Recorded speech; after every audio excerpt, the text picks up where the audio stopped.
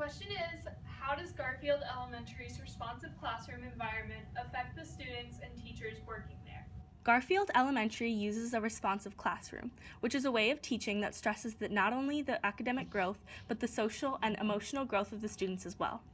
This features engaging academics in which teachers create learning tasks that are interactive, active, appropriately challenging, purposeful, and connected to the students' interests, a positive community where teachers nurture a sense of belonging, significance, and emotional safety so that students feel comfortable taking risks, effective management, in which teachers create a calm, orderly environment that promotes autonomy and allows students to focus on learning, and developmental awareness, where teachers use knowledge of child development along with observations of students to create a developmentally appropriate learning environment.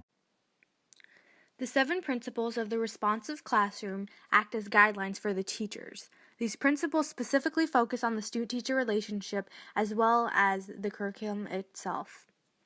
As you can see, the first principle mentions how the social atmosphere is equally as important as the academic curriculum. This is the foundation on which the responsive classroom is built around. Recognizing that in order to grow socially and academically, students need to have positive interactions with their fellow classmates is the main idea surrounding the 3rd and 4th principles. The style in which the children are taught is viewed as just as important as the content they're learning about. We noticed that the language in which the teacher spoke to the students was structured a certain way as well. Recognizing that the roles parents play in their child's education also allows there to be a strong adult community, which is stressed in the 7th principle. Building positive relationships with the students is mentioned as the 5th principle. This was also the principle most adhered to during our time at Garfield. At Garfield, 19 out of 19 teachers saw a positive change in children after the responsive classroom method was put in place. 100% of grades at Garfield Elementary use the responsive classroom, and 74% of teachers at Garfield see a negative behavioral change in students when a break in their usual routine occurs.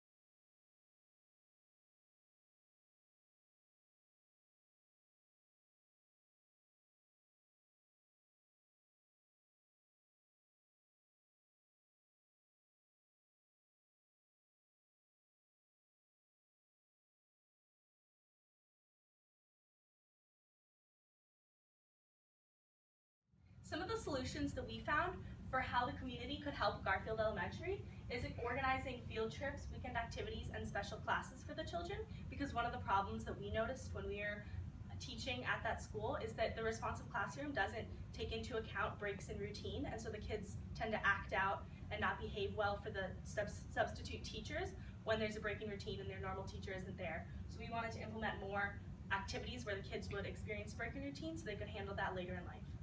Another way we found to help is by donating academic and nutritional supplies, including food, books, clothes, and school supplies, because students at Garfield tend to lack these supplies due to the majority being below the poverty line.